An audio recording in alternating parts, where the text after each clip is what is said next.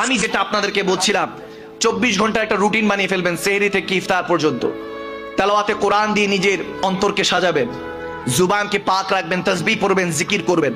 মা বোনরা তেলাওয়াতে কোরআন পড়বে, ওজিফা পড়বে। শুধু আবার অনেকে প্রশ্ন করে, হুজুর তারাবির সময় যখন অনেক সময় দেখা যায় ইফতার করার পর শরীরটা ছেড়ে দেয়, দৌড়ায় যেতে যেতে এশার নামাজ হয়ে গেছে, তারাবি শুরু হয়ে গেছে, এখন কি করব? আগে কি এশার নামাজ পড়বো না তারাবিতে শামিল হবো? তাহলে শুনে যান, মাসালা হলো আগে এশার নামাজ পড়তে হবে, এরপরে আপনি ইমাম সাহেবের পিছনে তারাবির ইক্তেদা করবেন, নিয়ত করবেন। তারাবি যদি 16 রাকাত পড়ে থাকেন, বাকি 4 রাকাত থাকলে সেটা পরে আদায় করে নেবেন।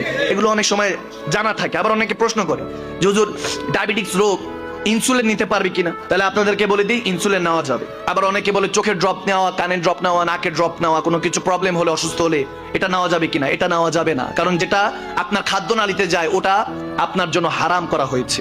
রোজা ভঙ্গ হয়ে যাবে, রোজা ভেঙে যাবে। এই বিষয়গুলো এই জন্য বলছি, এগুলো ইম্পর্টেন্ট, দৈনন্দিন দিনে এগুলো আমাদের অনেক প্রয়োজন। আবার যদি আপনার কোনোভাবে চলাফেরা করছেন, কেটে গেল, রক্ত যদি প্রবাহমান হয়, যদি রক্ত হাঁটতে থাকে, অর্থাৎ রক্তটা বের হয়ে হাঁটছে, তাহলে রোজা ভেঙে যাবে। রক্ত যদি জমাট থাকে তাহলে রোজা ভাঙবে না।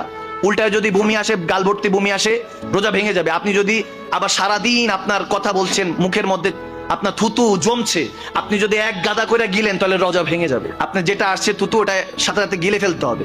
আপনি এরকম না। আবার অনেকে কফ থাকে, কফ জনিত ইয়া থাকে, যদি কফ থাকে, কফ গিলে ফেললে রোজা ভেঙে যাবে, আপনাকে কফটা ফেলে দিতে হবে। এগুলো জানার দরকার আছে। মাসলা মাসাইল আমরা কম জানি, মাসলা একটা মাসালা